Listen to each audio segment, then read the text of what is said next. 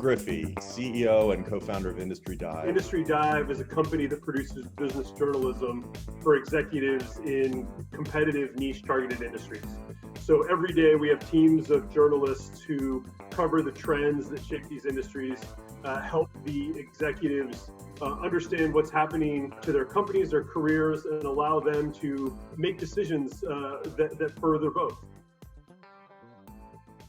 You've grown from how many to now how many?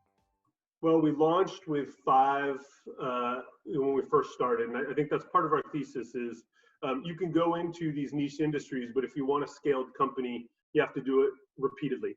So we were very ambitious, launched with 5, which was more than we could do on day one, but we wanted to force ourselves to do that. And we're in just over 20 right now with ambitions to go to more. So every month we reach north of 11 million executives. We have almost 80 full-time journalists now and 230 some employees. So we started this business 2012, myself and 2 co-founders, Eli Dickinson and Ryan Williamson, with the idea that media was undergoing a huge transformation and that there was an opportunity to create the next generation of media company. But we knew that there was value in serving targeted readers. And so we have publications that cover the electric utility industry, the waste and recycling industry, retail industries, large markets overall, but with small readership. And so we thought there was real power in reaching those folks because they control large sums of money and make decisions that impact all Americans in the world over every day. We went after great design. And I think one of the great things of the internet right now is that you can use design to differentiate yourself from folks out there. A little bit of money can make a small company look very large. Can I just dive into that for a second? Design. When you say that, help people understand what you mean by design. I mean, it's web design, graphic design, user experience, user interface. All of it. User experience is the first one, but it's getting the information, getting content that you have in a format that doesn't block your audience from consuming it, right? It doesn't block your customers from consuming it. It eases the transfer of knowledge and information to them and your message to them. Too often, I think, and I was the same way, in our last iteration, our partners and I, we didn't spend much time or effort in design. We thought that the message itself was important. It was more important. And in some ways, that's true. But good messages can be lost if they're not in a package that can be consumed. And design and user experience is what delivers it. I love the fact that there are 2 sides of this coin. Oh, design, sitting in a studio designing something. It has an extremely important benefit to the reader and ultimately the client, your advertisers, because it's taking stuff away that's extraneous and it's putting the most important stuff forward. You had not taken in outside money other than, I think, some friends and family type financing. Was that the goal to be bootstrapped, or was it just something that you realized you could achieve and continue? We were fortunate, the friends and family, I would say, sort of sophisticated angels from the DC area, right? But we raised $400,000 to start with, and that was sort of a number that we felt could get us moving. At one point, we hoped that there might be venture dollars along the way, but the reality is we were a bit contrarian in our thinking at the time. And it was a harder story to tell some of these venture capitalists, the ones who were investing in media. And at the time, the folks were chasing the BuzzFeeds of the world, the Vices of the world, which were all about getting as many eyeballs and scale as you could, and sort of we'll be profitable and monetize it later. And what we were doing was distinctly opposite of that. And so we knew venture was going to be a hard sell. So we wanted to bootstrap for a while.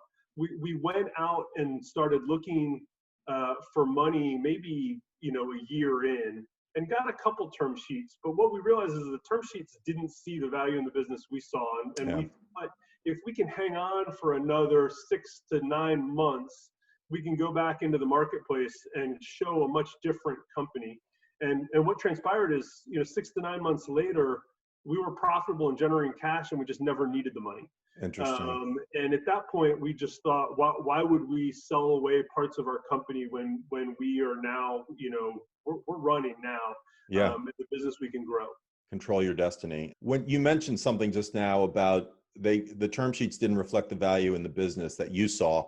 Do you, in retrospect, do you see that as that's just the way investors were thinking, or could you guys have done a better job of expressing the value?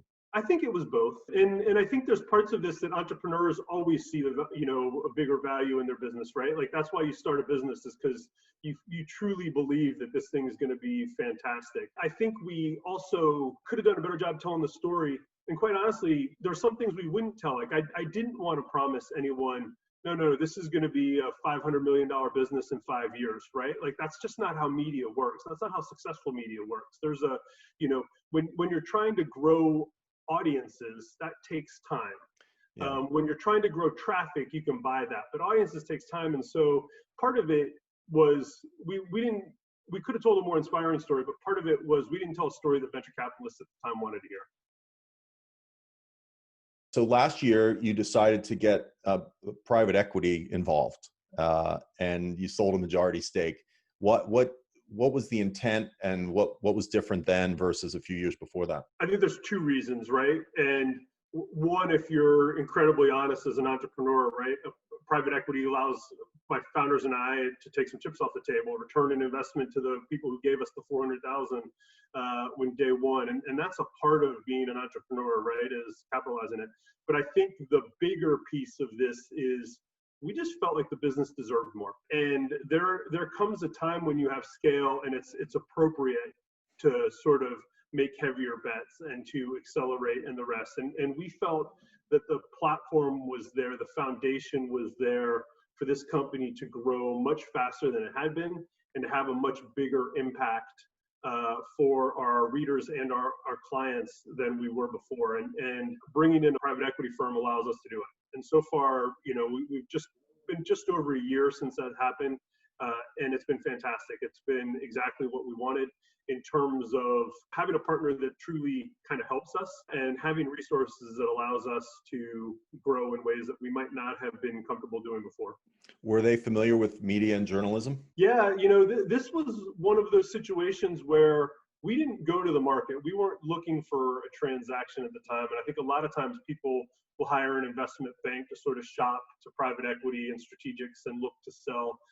We actually were happy growing on our own. And these guys really deliberately came to us and worked really hard to get in front of us. I kind of ignored their outreaches for a while, and they finally had to get mutual contacts to reach out and say, hey, these guys are actually serious, and you should take their call. But they came to us with a thesis on media and how to grow that really mirrored our own. And some of the slides that they presented us on day one looked like ones that I had been using for 10 years. Really? And yeah, it was a fascinating way to look at the audience in the center of it and how you leverage those audiences in different ways and how you serve them in different ways in different industries. And so it just felt like the right partner, felt like someone who really understood what we're trying to do. And so far, so good. I've seen you say on Twitter that people underestimate the level of effort and time and strength it takes to build an audience. You're talking about the difference now between audience and traffic. What is the difference? I think one is an affinity with a brand and a feeling of community that's a part of it, right? When you have a real audience, you have people who are choosing to spend time with you in a way that you become part of their routine. You become part of how they identify themselves as the source they go to when something happens. It's really easy to get traffic. It's really easy to game the Facebooks of the worlds and the social media platforms of the worlds, or buy it, quite honestly, with an arbitrage of low cost places.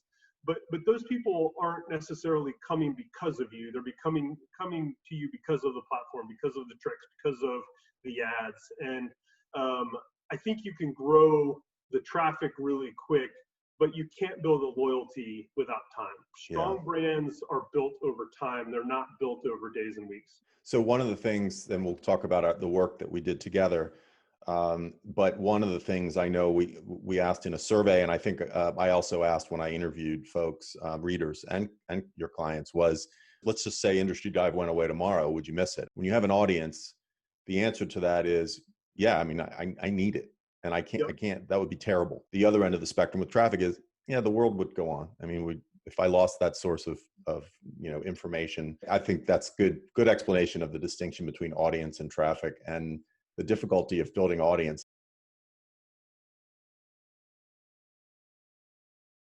Then you made an acquisition not long ago. Making an acquisition is important to grow, but it's also fraught with things related to integration. But one of the things I always look at is cultural aspect. Did you feel like, you know what, we have to get to a point with our culture that we stand for something internally and externally and mission, that before we can absorb something else into it? Our culture, I think, has been strong from day one. I think that's one of the things that we're fortunate about, and culture is really driven by the employees more than it's driven by the leadership.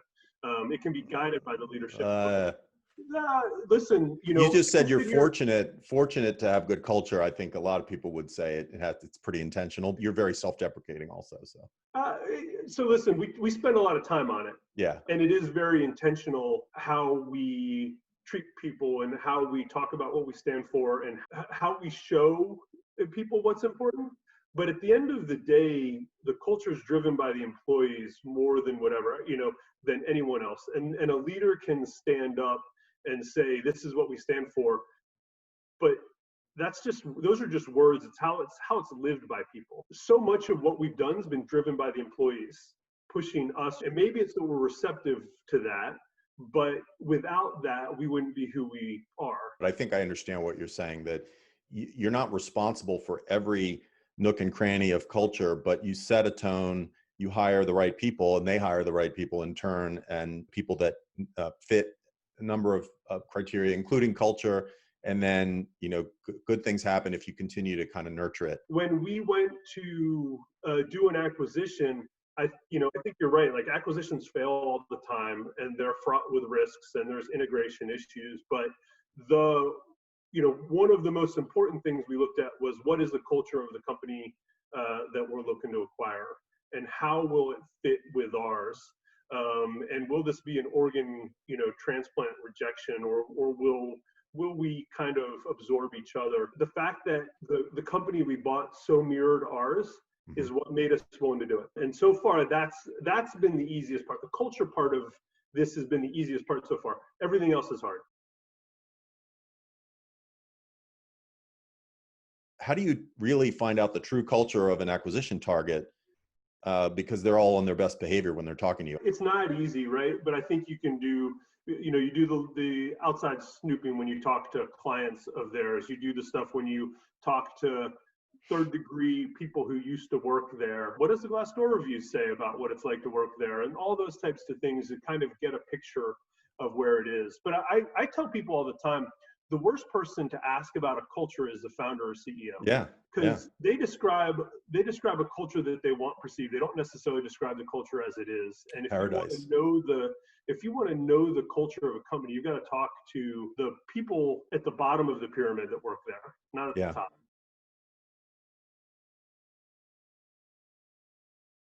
Several years ago, you and I met and connected, and we just sort of stayed in touch. And then we had a conversation at one point where you were saying to me that you felt like you needed to focus on the company's messaging. In some ways, maybe you had outgrown it, is the way I tend to think about it.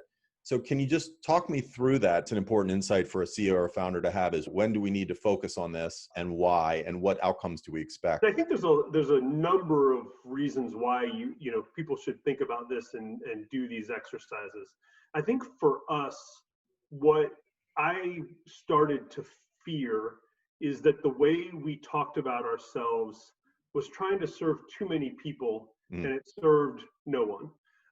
And that you have to stand for something, for your clients, for your readers, for your employees. And I felt that we had been so wishy-washy or generic that it didn't reflect who we were, and more importantly, what we aspired to be. And I've never been one that takes these hey, we're a company of, 3 people, and our mission is to change the world of whatever. I'm like, hey, how about you assemble desks first and then talk about changing the world, right? Like, let's get a little bit of a momentum before your mission becomes we're going Assemble to, desk. I mean, register the business, assemble desks, then talk about changing the way the world, buys goods. Yeah. Get a little progress. Maybe I wasn't ambitious enough in how we looked at ourselves, and that wasn't inspiring for our employees. And that certainly didn't reflect where deep down I was, right? I'm a little bit more modest on, like, let's do step A before we talk about step Z. Our language really didn't reflect what we had become, and it didn't reflect where we were going. So what happens? You wake up one day and look at the website and you just kind of go, wow, this, or is it a period of time? It's nagging, or somewhere in between? It was a nag in the back of my head for a while. There wasn't one thing. It was, it was 50 things. It would be on a customer call and just kind of cringing, hearing someone in our company describe us in a way that I no longer described ourselves. Right. Oh, we shouldn't talk about that anymore. Like, that was 2012. This is we're 6 years into this, and we're past that. That slowly builds up to the point where we need to do something. When I was doing some discovery in working with you guys, I noticed that the media coverage would refer to your audience as, yeah, they cover industries that are unsexy, boring, or kind of overlooked, these B2B industries like waste management or supply chain.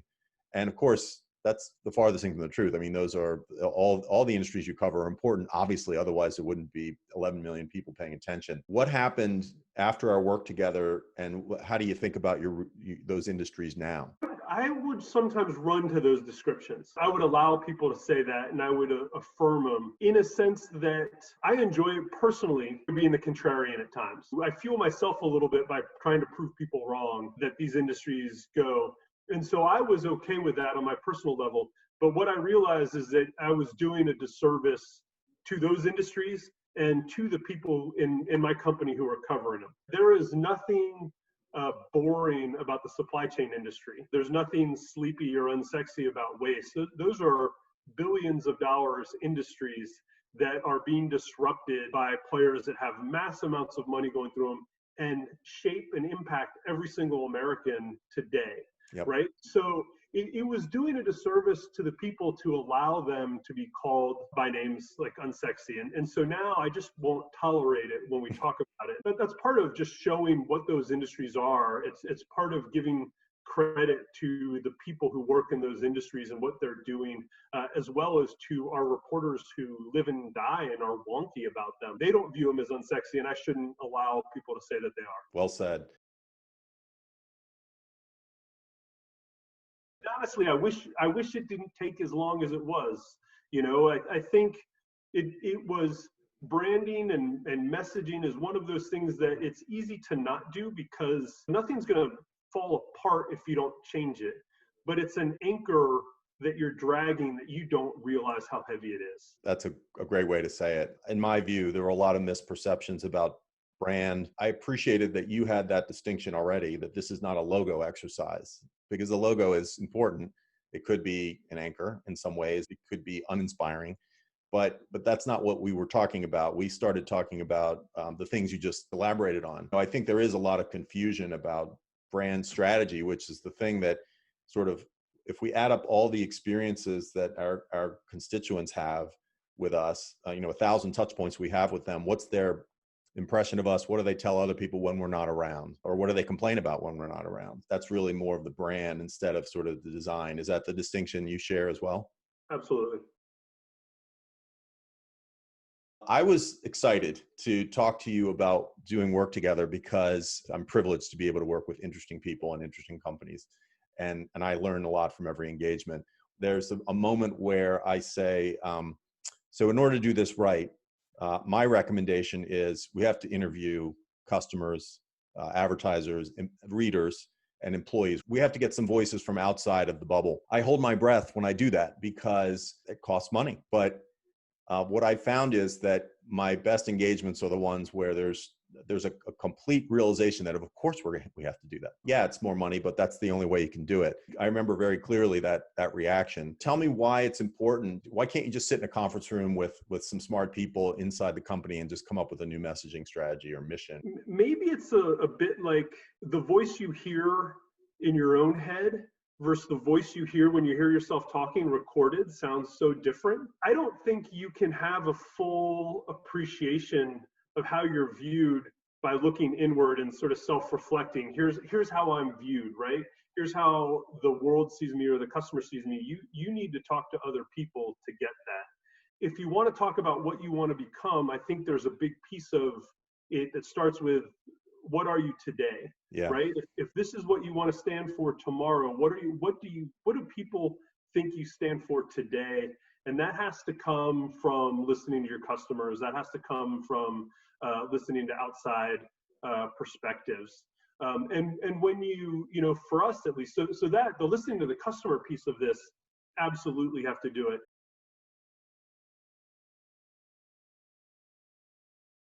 Were there some interesting deltas between what you thought you were versus what you heard the way readers and clients thought about you? Media companies have two core constituents. We have the people who read us and who are the audience, but the people who predominantly pay us are the marketers who advertise to reach the people who read us. What we saw was that I think our messaging sort of tried to serve both of them. Mm-hmm. And I said earlier, I don't think it served either one of them.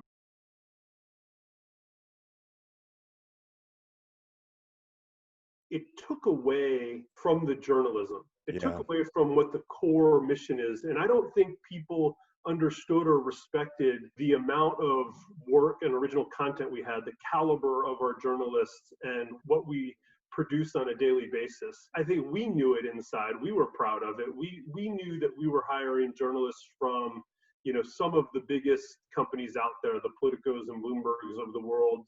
That their reporters were coming to work for us.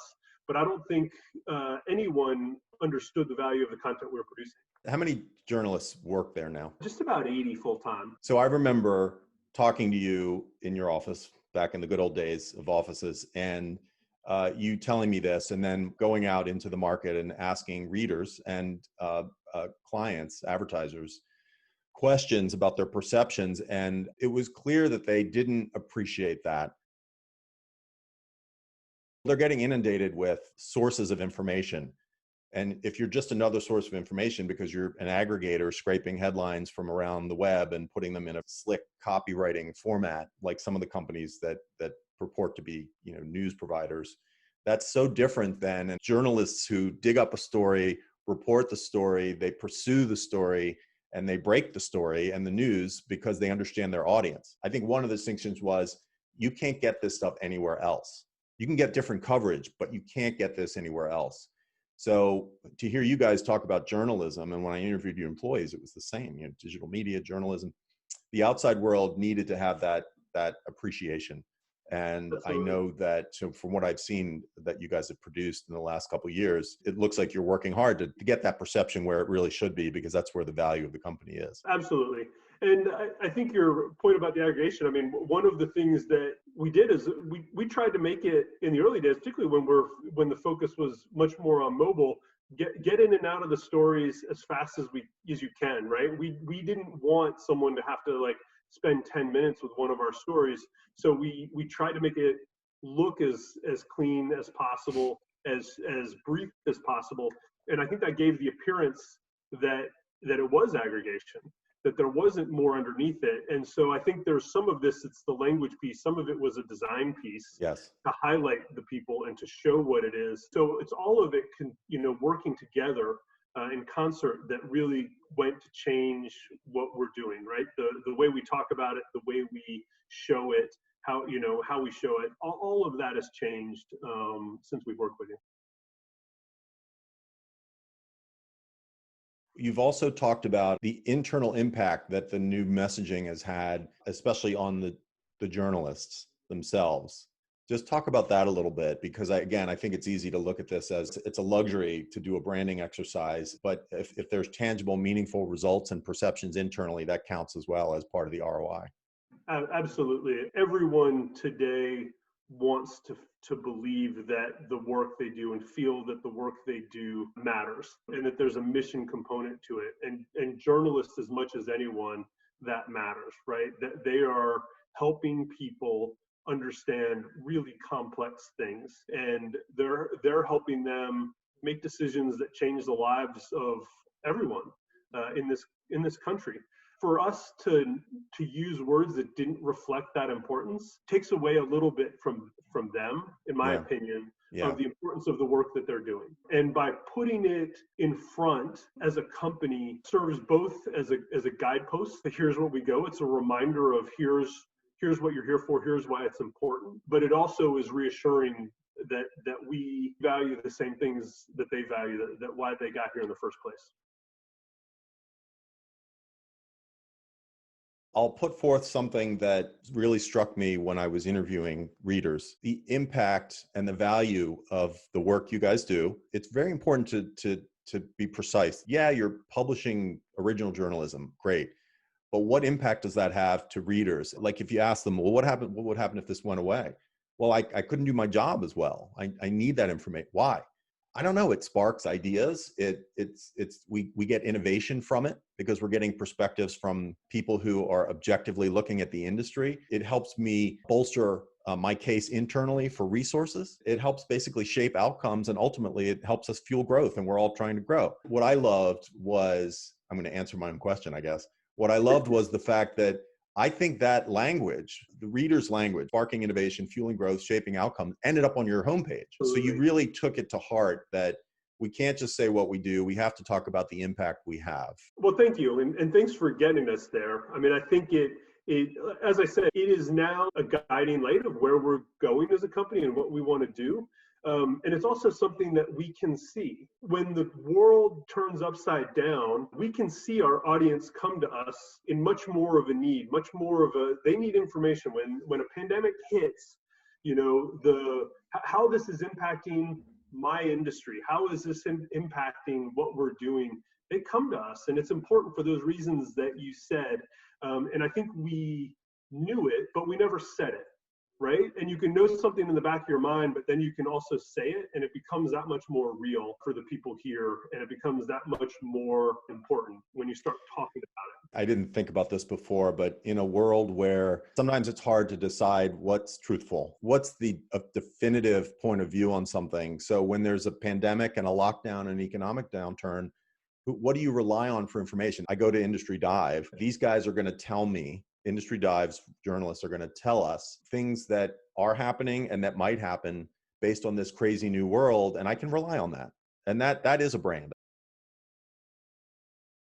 Why isn't this an internal exercise, right? Like, why did we need you to come in? I think there's two reasons, right? One is a very practical standpoint, which is we have a lot of very smart people in our company that are doing different things.